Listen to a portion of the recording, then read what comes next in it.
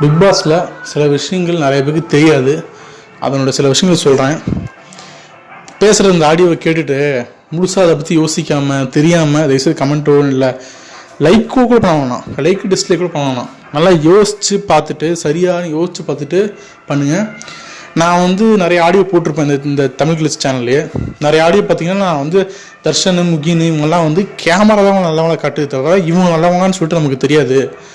Vanitha interview சொல்லியிருப்பாங்க, இப்படி கவினியனையும் கெட்டவங்க காட்டினாங்க. இதே 24 hours ட்ராக்கர்ஸ் பண்ணால் எல்லாரோட உண்மையும் தெரியும். வனிதா சொல்லியிருப்பாங்க. நான் எப்போ 2-3 மாதத்துக்கு முன்னாடியே நான் ஆடியோ ரெக்கார்ட் போட்டிருப்பேன், பாருங்கள். அதை நான் சொன்ன மாதிரி நடந்தது. தர்ஷன் மாட்டிக்கிட்டான், ஃப்ராட்தனம் பண்ணியிருக்கான்னு சொல்லிட்டு. அதே மாதிரி சில உண்மைகள் சொல்கிறேன்.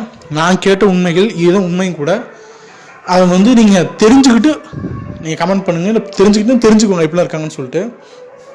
நான் முக்கியமாக சில உண்மைகள் சொல்ல வருது என்னன்னா, லாஸ்ட்லியா இப்போ ஒரு படம் நடித்து வெளியே வரப்போகுது. இன்னொரு படத்தில் பூஜைக்கு கமிட்டாகி பூஜை போட்டிருக்காங்க. உண்மையில வாழ்த்துக்கள், சந்தோஷம் ஒரு படமாக நடிக்கிறதுல.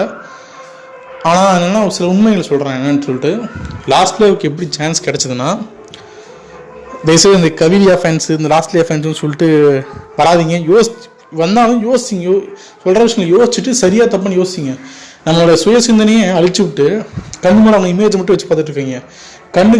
கண்ணை அமைச்சுக்கிட்டு மூளைக்கு வேலை கொடுங்க. லாஸ்ட்லியாவுக்கு எப்படி பிக் பாஸ் சீசனில் வாய்ப்பு கிடைச்சதுன்னா, லாஸ்ட்லியோட ஃப்ரெண்டு தர்ஷி இருக்காங்கல்ல, ஒருத்தவங்க பார்த்துருப்பீங்க, அடிக்கடி இன்டர்வியூ கொடுத்துருப்பாங்க.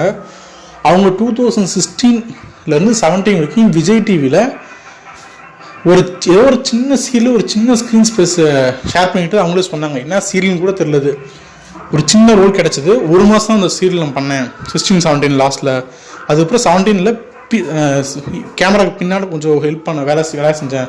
அப்புறம் நான் வந்துட்டேன், அங்கே விசா கிடைக்கல, ரெசிடென்ஷியல் விசா கிடைக்கலன்னு சொல்லி தர்ஷி சொல்லியிருந்தாங்க. ஸோ அவங்க தர்ஷின்றவங்களோட ரெக்கமெண்டில் அந்த விஜய் டிவியில் அவங்க தெரிஞ்சவங்க மூலிமா அந்த எண்டமால்ஷனுக்கு அப்ளிகேஷன் அனுப்பியிருக்காங்க. லாஸ்ட்லியா முதல் விஷயம் தெரிஞ்சுக்கோங்க. லாஸ்ட்லியா ஒரு மிடில் கிளாஸ் பொண்ணு, கஷ்டப்பட்டு பொண்ணு தூக்கிட்டு வந்துட்டாங்க. ஒரு என்ன சொல்கிறது, அறிமுகமே இல்லாத ஒரு இளம் சிட்டுக்குருவி, இளம் பட்டாம்பூச்சி அப்படின்னு நினைக்காதீங்க. லாஸ்ட்லியா ஸ்ரீலங்காவில் நிறைய நிகழ்ச்சிகளை தொகுத்து வந்திருக்காங்க, நியூஸ் ஆங்கர் வந்திருக்காங்க, மீடியா பர்சன் நல்லாவே தெரியும். மீடியா என்ன சொல்கிறேன்னா, ஒரு மீடியாவில் இருந்துட்டு நியூஸ் கிட்டத்தட்ட ஒரு 3 வருஷம் லாஸ்ட்லியா 3 வருஷமோ 2.5 வருஷமோ எக்ஸ்பீரியன்ஸ் நினைக்கிறேன். மீடியாவில் நியூஸும் வாசிச்சிருக்காங்க, பல நிகழ்ச்சிகளை தொகுத்து வாங்கியிருக்காங்க. கிட்டத்தட்ட இங்கே எப்படி அந்த அவங்க பேர் என்ன பாவனா, டிடி, பிரியங்கா மாதிரி பல நிகழ்ச்சிகளை தொகுத்து வழங்கியிருக்காங்க, பல நியூஸ் வாசிச்சிருக்காங்க. ஸோ அவங்களுக்கு நல்லாவே தெரியும் ஷோ எப்படி இருக்கும், எப்படி நடத்தணுன்ட்டு. அது ஒரு நார்மல் பர்சனுக்கும் இவங்களுக்கும் வித்தியாசம் தான். நிறைய விஷயங்கள் உள்ளுக்குள்ளே 3 வருஷம் மீடியாவில் தெரிஞ்சுக்கிட்டாங்க நிறைய விஷயங்கள். முதல் விஷயம். ரெண்டாவது, அவங்க பட்டர்ஃப்ளை அது மாதிரிலாம் கிடையாது. ஒன்று என்னென்னா, சீசன் 1 சீசன் 2 பார்த்துட்டு இருந்திருக்காங்க. லாஸ்ட்லேயே உள்ள ஷோக்குள்ளே சொன்னாங்க. ஸோ டெய்லியும் ஒரு லாஜிக் யோசிங்களேன். இப்போ இதை கேட்குறவங்க தூங்கிட்டு இருக்கீங்க, திடீர்னு டெய்லியும் காலையில் பாட்டை சத்தமாக வைக்கிறாங்க. நீங்கள் உங்களை எழுப்புறதுக்கு காலையில் பாட்டை சத்தமாக வைக்கிறீங்க.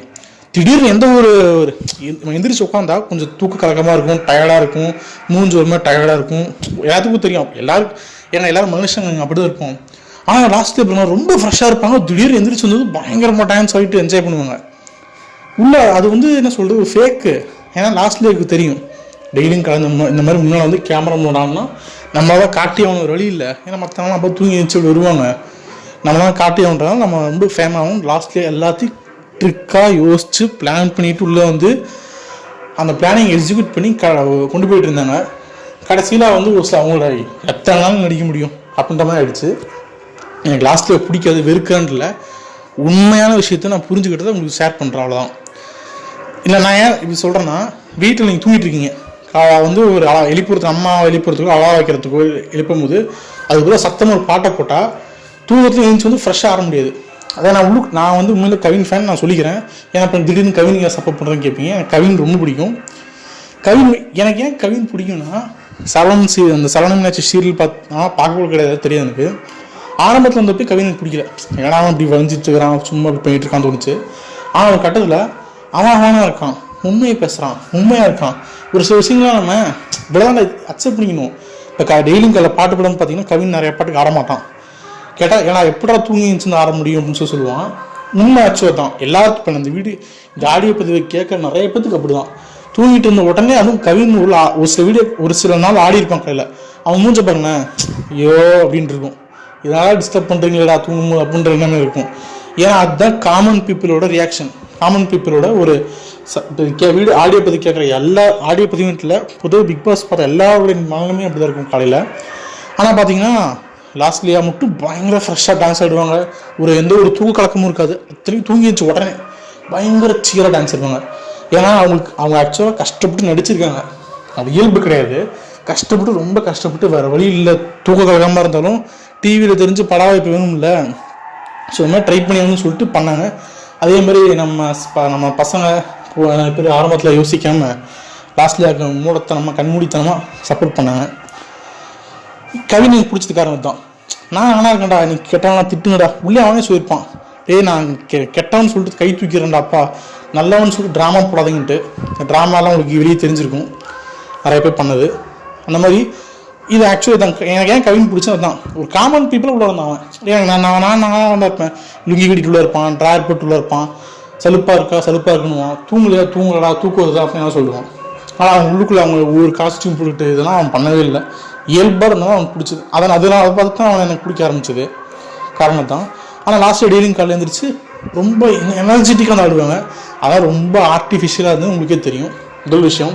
ரெண்டாவது, லாஸ்ட்லேயே பார்த்தீங்கன்னா ஒரே ட்ரெஸ் போட்டுருக்க மாட்டாங்க. ஒரு ஷோவில் 1 மணி நேரம் காட்டுறாங்க. அந்த 1 மணி நேரத்தில் பார்த்தீங்கன்னா சில நாளில் 3 ட்ரெஸ் போட்டிருப்பாங்க. சில நாட்கள்லாம் நான் கவனிச்சிருக்கேன். தூங்குறதுக்கு ஒரு ட்ரெஸ் போடுவாங்க, காலையில் ஒரு ட்ரெஸ்ஸு, இடையில ஒரு ட்ரெஸ்ஸு சொல்லலாம். கவின் பாருங்களேன், நேற்று போடுற ட்ரௌசர் நீங்கள் போட்டிருப்பான், நேற்று போடுற ட்ரெஸ். ஏன்னா வீட்டில் அப்படி தான் இருப்பாங்க எல்லாரும். அங்கே ஷோ, அதாவது ஒரு ஷோவாக பார்த்ததை தாண்டி ரீச் கிடைக்குன்றதுக்கோசம் வெல் பிளானடாக வந்து நிறைய பேர் செயல்பட்டாங்க. அது லாஸ்ட்லேயும் ஒன்று. எனக்கு லாஸ்ட்லேயே வெறுக்கிறேன் அப்படின்னு சொல்லிட்டு இல்லை, அவங்க இவ்வளோ ஆர்டிஃபிஷியலாக இருந்தாங்க. அந்த ஆர்டிஃபிஷியலை பார்த்து தான் கோங்குது. ஏன்னா கவின் ஆரம்பத்தில் சாட்சி போகிறாங்கன்னா அவன் கண்டென்ட் சொல்லிட்டு போனானா இல்லை, இது உள்ளே இருந்தவங்களுக்கு இல்லை. அதாவது 1 மணி நேரம் ஷோ காட்டுற நமக்கே தெரியும் சாக்ஷியும் கவின் கொஞ்சம் க்ளோஸாக பேசிகிட்டு இருக்காங்க அப்படின்னு சொல்லிட்டு. ஆனால் உள்ளேருந்து லாஸ்ட்லேயே தெரியவே தெரியாதான்.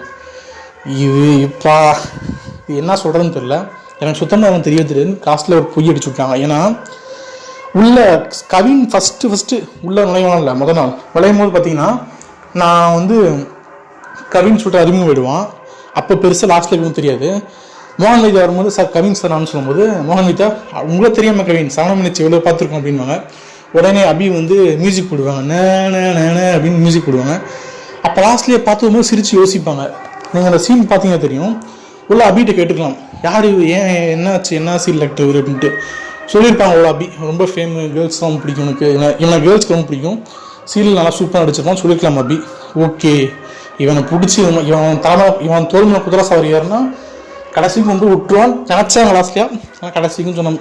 நடுவில் கவினா சில கெட்ட பேர் வந்துருச்சுன்னு சொல்லிட்டு சொல்கிறாங்க. சரி, லாஸ்ட்டில் கவினா கெட்ட பேர் வந்துச்சுன்னு வச்சுக்கலாம். அந்த டாபிக் நான் போகிறேன். இவன் மேலே இருக்கும் வந்தால் குதிரை போய் சவாரி 100 ரூபா விட்டுறான்டான்னு நினச்சான். கடைசி இவன் கவின் போன வேலையில் ஃபைனலாகவே போயிட்டாங்க லாஸ்ட்லியா. அந்த ஒன்று ஏன்னா கவின் சாட்சி சண்டை போட்டு நைட்டு விட்டு பேசிகிட்டு இருப்பாங்க. அப்போ வந்து அபி சொன்னது பார்த்தீங்கன்னா எனக்கு ஏன் பிக் பாஸ் தான் கோவம். அபி வந்து நான் சீரியல் உன்னை பார்த்தேன், உன்னை எனக்கு பிடிச்சிருந்தது, உன்னை நான் லவ் பண்ணுறேன், உன் க்ரஷ் இருக்குது, எங்கள் அம்மா சீரியல் பார்க்கும்போது நான் சீரியல் பார்த்தது உனக்காக தான் அப்படின்னு அபி சொன்னது எல்லாமே டெலிகாஸ்டாக இருக்குது. ஆனால் லாஸ்ட்லேயும் இந்த டைலாகை பூரா சொல்லியிருக்காங்க. ஆனால் இது டெலிகாஸ்ட் ஆகலை. இது எப்படி தெரிஞ்சதுன்னா, இப்போ நீங்கள் ஹாட்ஸ்டாரில் போய் பாருங்கள், அன்சீனும் சேர்ந்து வரதுனால தெரியும். சாக்ஷி வந்து கேட்டிருப்பா பாத்ரூமில் அந்த கண்ணாடி மூலன்ட்டு, ஏன் லாஸ்ட் லேட்டர் போய் க்ளோஸாக இருக்கு அப்படின்னு கேட்பா.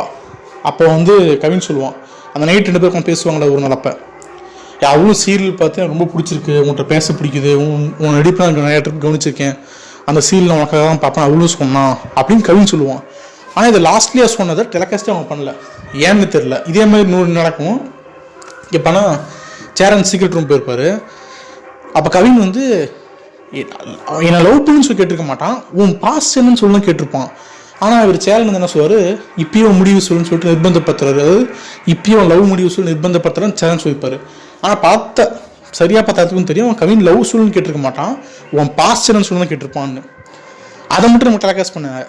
ஆனால் அதுக்கப்புறம் கிட்டத்தட்ட அவங்க உள்ள வெளியே தர்ஷனு சாண்டி முகின் போய் பேசிகிட்டு இருப்பாங்க.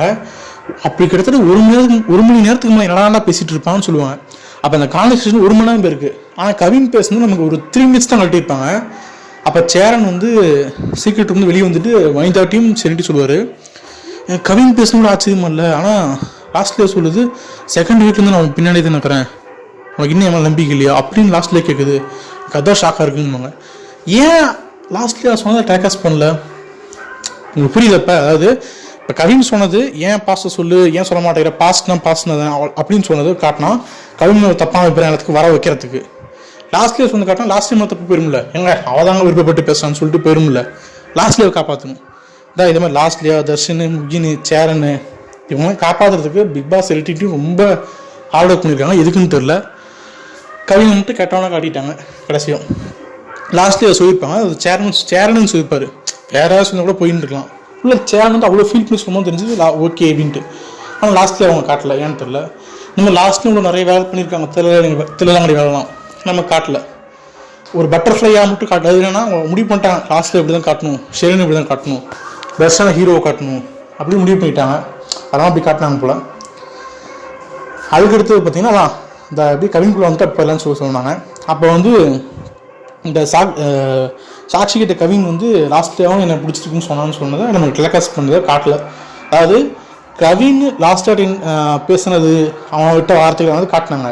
லாஸ்ட்லேயே கவின் டெஸ்ட் பண்ணாலும் பல வார்த்தைகள் கட் பண்ணி எதுவும் காட்டவே இல்லை. ஏன்னா லாஸ்ட்லேயே நல்ல இமேஜ் கொண்டு போய் முடிவு பண்ணியிருக்காங்க. இன்னொன்று நிறைய பேர் அந்த முன்னோட சொன்னதை சொல்கிறேன். வந்து லாஸ்ட்லேயே வந்து ஆரம்பத்தில் பட்டர்ஃப்ளை இருந்தாங்க, கவின் கூட சேர்ந்தது கெட்ட பேர் இருந்துச்சுன்னு சொன்னாங்க. கவின் கூட சேராமலே இருந்தாலும் லாஸ்ட்லேயே கெட்ட பேர் தான் வந்திருக்கும். ஏன்னா லாஸ்ட்லேயே கடைசியில் உள்ளுக்குள்ளே அந்த வி ஆர் த பாய்ஸ்னு ஒரு ஷோ நடத்துனாங்க. அதில் எல்லாருமே லாஸ்ட்டில் திட்டி ரொம்ப கிண்டல் பண்ணியிருப்பாங்க. சாண்டி, தர்ஷன், முகின் எல்லாருமே. கவின் மட்டும்தான் லாஸ்ட்டில் சப்போர்ட் பண்ணியிருப்பான். உள்ளுக்குள்ளேயும் பார்த்தீங்கன்னா ஒஸ்ட்டு பர்ஃபார்மன்ஸ் தெரிஞ்சிருக்கும் போது லாஸ்ட்லேயே 2-3 ட்ரிப் காப்பாற்றுறது கவின் தான். உள்ளுக்குள்ளே லாஸ்ட்டில் நிறைய உடம்பு சில கஷ்டம் வந்துட்டு லாஸ்ட்லேயே பக்கத்துல பார்த்துக்கிட்டது கவின் தான். அது லாஸ்ட்லேயே இவ்வளோ சொல்லியிருப்பாங்க. அவன் கவின் இல்லைன்னா லாஸ்ட்லேயே இவ்வளோ எந்த சப்போர்ட்டில் வந்துருப்பாங்க. பேருக்கு அப்பா, பேருக்கு அண்ணன் அப்படின்னு சும்மா அண்ணன் அப்பான்னு கூப்பிட்டாங்க தவிர அந்த அண்ணன் ஒன்று கிளிக்கல, அந்த அப்பாவும் ஒன்று கிளிக்கல. 2 பேரும் அவங்க கண்டென்ட்டுக்கு அவங்க ரெடி பண்ணிக்கிட்டாங்க. இவன் மட்டும்தான் உண்மையாக அவளுக்கு கொஞ்சம் கேர் பண்ணிக்கிட்டான். அது பார்த்த எல்லாத்துக்கும் தெரியும் கேர் பண்ணி எந்தளவுக்கு கேர் பண்ணிக்கிட்டான்னு சொல்லிட்டு தெரியும். டாஸ்க்கை கூட இவளுக்கோசம் பிரேக் பண்ணி நிறுத்திட்டு வந்து சண்டையெல்லாம் இவளுக்கோசம் மட்டும்தான். மற்ற அப்பாவோ அண்ணனோ அவங்க எதுவும் கேட்கல, வரவும் இல்லை. அப்படி இவன் உண்மையாக இருந்தான் அவங்கள்ட்ட லாஸ்ட்டில் கிட்ட. அவங்க உண்மையாக இருந்தது காரணம் சரி நம்மளை கண்டுக்கிறேன் எல்லாத்துக்கும் இப்படி இருக்கும். ஒரு கன்சென்ட் இருக்கும்ல, நம்ம மேலே அக்கறை எடுத்து பேசுகிறான், ஓகே அவன் மேலே அக்கறை எடுத்து நம்ம பேசுவோம் அப்படின்ற கன்சென்ட் இருக்கும்ல, அந்த அடிப்படையாக தான் பேசியிருப்பாங்க. இன்னொன்று கவின் மட்டும் இல்லை அப்படின்னா சாக்ஷிக்கும் கண்டென்ட் கிடையாது, லாஸ்ட்லேயும் கண்டென்ட் கிடையாது. லாஸ்ட்லேயும் சாக்ஷி இல்லாத இருந்தாலும் கவினால் கண்டென்ட் கொடுத்து ஷோ நடத்தி கொண்டு போய்க்க முடியும். ஏன்னா ஒரு சீரியலை ஒரே ஒரு ஹீரோவே 3 வருஷம் ஹோல்ட் பண்ணி கொண்டு போனேன். சரவணன் சீரியல் ரொம்ப மோசமாக போயிட்டு இருந்தது. அப்போ கவின் மெயின் ஹீரோ வந்தான் 3 வருஷம். 2014 ஆரம்பிச்சு 14, 15, 16 3 வருஷம் ஷோ அப்படி இழுத்துட்டு போவான். அவன் போனதுக்கப்புறம் வேற ரியோன்ற ஒருத்தர் சரவணனாக போட்டாங்க. ஷோ சரவணன் வச்சு இவ்வளோ கீழே டிஆர்பி போனதே கிடையாது, படுத்துக்கிச்சு. அவன் ஒருத்தனுக்காகவே ஷோ ஓடிச்சு. அந்த சீரியல் ஒருத்தராகவே 2.5 வருஷம் 3 வருஷம் ஓடிச்சு. ஒரு சீரியல் ஒரு படம் கிடையாது, படமாச்சும் ஒரு 6 மாதத்துல 4 மாதத்துல நடிச்சு முடிச்சிடலாம். சீரியல் அப்படி கிடையாது, உங்களுக்கே ரொம்ப லாங் பீரியட் ஆகும். அவன் ஒருத்தனுக்காக சீரியல் பார்த்து எத்தனை பேர் இருக்கிறாங்க. கவினோட ரியாக்ஷன், கவினோட பேச்சு, அவனோட டைலாகு, அவனோட சீன்ஸை மட்டும் பார்க்கறதுக்கு ஏகப்பட்ட ஃபேன்ஸ் இருக்காங்க. ஏன் உண்மையை சொல்லணும்னா சீரியல் ஓடினதே அந்த 2.5 வருஷம் ஓடினதே அவன் ஒருத்தன் தான்.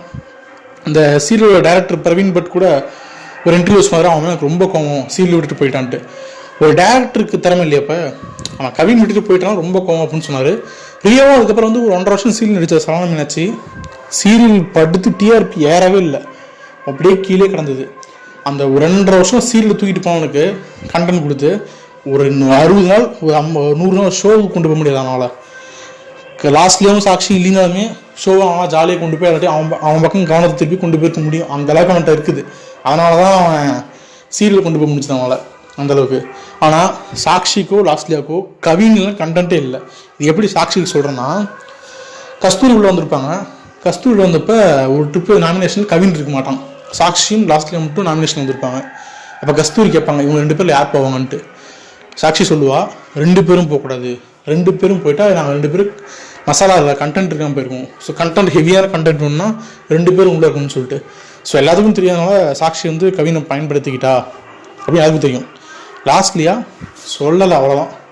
ஏன் சொல்கிறேன்னா, உள்ள சாக்ஷியும் கவினும் க்ளோஸாக பேசிக்கிட்டது அது அவன் கண்டென்ட்டுக்கே பண்ணான்னு வச்சுக்கோங்க. க்ளோஸாக பேசுறது எல்லாத்துக்கும் தெரியும். பார்த்தா நமக்கு ஒரு மணி பட்ட நமக்கே தெரியும் போது உள்ள தெரியாதுன்னு லாஸ்ட்டில் அப்பட்டமாக போய் பேசினான். என்ன ரீசன்னா, ஏன்னா வந்து லாஸ்ட்ல என்ன பண்ணியிருப்பாங்க பார்த்துருப்பாங்க. வாரம் கமல் வந்து சனி நேரம் கவின் அந்த பேர் சொல்லாமல் உள்ளே இருக்கவே மாட்டாங்க. கவின் திட்டுறதுக்காகவோ இதுக்காகவோ உள்ள வந்து வாரம் கவின் பேரை வந்து அது பேர் வந்து கவின் கமல்ஹாசன் வந்து அசிங்கப்படுத்துறதா எதுவும் தெரியாது. ஆனால் கவின் வந்து வாரம் வந்துட்டு இருக்கான், சரி எப்படியாச்சும் அவனை பிடிச்சி கண்டென்ட் இழுத்துட்டு போயிடும்னு சொல்லிட்டு லாஸ்ட்லேயே ட்ரை பண்ணி சாகுது. லாஸ்ட்லேயே அதுக்கப்புறம் உண்மையாக இருந்தாங்களா அதெல்லாம் நான் அது வந்து அவங்கள ஃபீலிங்ஸில் வந்து தப்பு சொல்லலை. ஆனால் சாக்ஷியும் கவியும் க்ளோஸாக இருக்காங்கன்றது எனக்கு தெரியவே தெரியாது, அப்படின்னு எனக்கு தெரியாதுன்னு சொல்லிட்டு லாஸ்ட்லேயே அடிச்சு விட்டு கதை போயின்னு எல்லாத்துக்கும் தெரியும். ஒரு சில நம்பாதவங்க எனக்கு தெரியாது அதை பற்றி. ஆனால் பயங்கரமாக லாஸ்ட்டில் வந்து இவன் பிடிச்சா நம்ம கண்டென்ட் தரலாம் இழுத்துட்டு கொண்டு போக முடிவு பண்ணிட்டாங்க ரெண்டு பேரும், சாக்ஷியும் சரி லாஸ்ட்லேயும் சரி உள்ள. அதனால தான் அவ்வளோ அவன் பேர் டேமேஜ் பண்ணாங்கலாம். ஆனால் எனக்கு என்ன ஆகுனா கேட்டால் சில பேர் சொல்லலாம் கவின் தானே பண்ணான் அப்படின்னு சொல்லிட்டு. ஏன்னா கவின் தான் சொல்லிகிட்டே பண்ணானே, இவங்க அது சொல்லாமல் இவன் பண்ணது உண்மையாலும் தெரியும். இப்போ அந்த மாதிரி ஆயிடுச்சு கடைசியா. ஏன் இவ்வளோ சொல்கிறேன்னா, லாஸ்ட்லி அவங்க அப்பா உள்ளே வந்தப்போ அவங்க உண்மையாக இல்லை நான் வந்து பேசிக்கிறேன். ஏன்னா அவங்க அம்மா உள்ளே வந்து அவங்க அப்பா உள்ளே வந்து ரொம்ப ஆத்தோலட்ஸ் ஃபேமிலி, நான் உள்ளே இப்படி விட்டதுக்கு பிச்சை எடுத்துருப்பான், பிச்சை எடுத்து சோறுத்திமான்னு பிள்ளை இப்படி விட்டுட்டு நான் வந்து சம்பாதிக்கணும் அவசியம் இல்லை எனக்கு அப்படி இப்படின்னு ரொம்ப பேசினார் அவங்க அப்பா. இப்போ வந்து லாஸ்ட்டில் ஒரு படத்தை நடிச்சிட்டாங்க ஹர்பஜன் சிங் கூட படம். அந்த ஹர்பஜன் சிங் கூட அந்த படம் ஃப்ரெண்ட்ஷிப்ன்ற படம் லாஸ்ட்லேக்கு வந்து லீட் ரோல்லாம் கிடையாது, லீட் ரோல்னு சொல்லிட்டுருக்காங்க. நான் கேள்விப்பட்ட லீட் ரோல் கிடையாது, லாஸ்ட்லேக்கு ஒரு சின்ன ரோல் தான், லீட் ரோல் கிடையாது ஃப்ரெண்ட்ஷிப்பில். ஆனால் அதுக்கப்புறம் ஒரு படம் இப்போ செகண்ட் மூவி பூஜை போட்டிருக்காங்க, அந்த படத்துல லாஸ்ட்ல லீட் ரோல் இருக்குது. அந்த படம் வந்து ரெண்டு ஹீரோயின் முழுக்க கிட்டத்தட்ட பார்த்தீங்கன்னா நான் சொல்கிறது ஒரு லவ் பண்ணுற படம் மாதிரி. கண்டிப்பாக அதில் ஹக் இருக்கும், கட்டி பிடிக்கிற சீன் வரும், கிஸ் பண்ணுற சீன் வரலாம், அதில் லாஸ்ட்லேயும் இருக்கலாம். கவின் வந்து பிக் பாஸ் ஷோவில் ஒரு முறை கூட லாஸ்ட்லேயே அவர் ஸ்ட்ரெயிட்டாக ஹக் பண்ணதே கிடையாது, ஸ்ட்ரெயிட்டாக ஒரு முறை கூட ஃப்ளைங் கிஸ்க்கு கொடுத்தது கிடையாது. ஆனால் அதுக்கே தவிர்த்து தூரமாக உட்காந்துட்டு பார்த்துப்பாங்க பேசிப்பாங்க. அதுக்கே அவங்க அப்பா மானும்போது நான் உசார விட்டுருவேன், பிச்சை எடுத்து பழைப்பேன் இப்படி பழைக்கிறதுக்கு அப்படி இப்படின்னு டைலாக் பேசினார். அப்புறம் எப்படி பொண்ணை உள்ளே விட்டார் சினிமா ஃபீல்டுக்குள்ளேன்னு தெரில. ஏன்னா ஒன்றும் இல்லை, என்னன்னா லாஸ்ட்டில் உள்ள ஃப்ரெண்டு தர்ஷி சொல்லியிருக்காங்க லாஸ்ட்டில் இருக்க சினிமாவில் ஹீரோயின் நடிக்கணும்னு ரொம்ப ஆசை. அங்கே ஸ்ரீலங்காவில் சான்ஸ் கேட்டிருக்காங்க, ஒரு சீரியலில் ஒரு நடிக்கிறதுக்கு ஆடிஷன் போயிருக்காங்க. கடைசியில் ஓகே இன்னும் ஆப்டாகன்றோம் இவங்க செலக்ட் பண்ணலையாம்.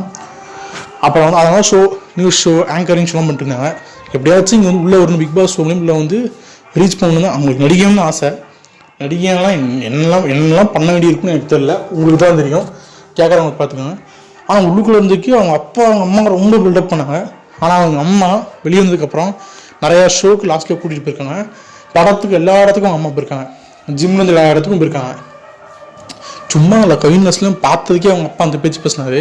இப்போ படம் இந்த முதல் படம் ஹர்பஜன் சிங் அந்த ஃப்ரெண்ட்ஷிப் விட்டுருங்க, அதில் லாஸ்ட்டில் பெருசாக ரூல் இருக்காதே தெரியும்.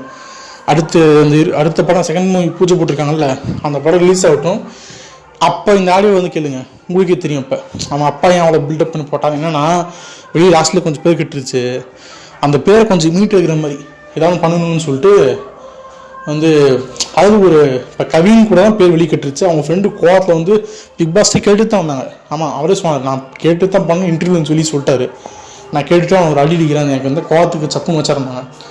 அதை அடித்ததுனால இது பெருசாக தப்பு இல்லை, ஏன்னா அவங்க நடிக்கிறாங்கன்னு வச்சுக்கோங்க, பெருசாக அதில் அவங்களுக்கு இப்போ இது இல்லை.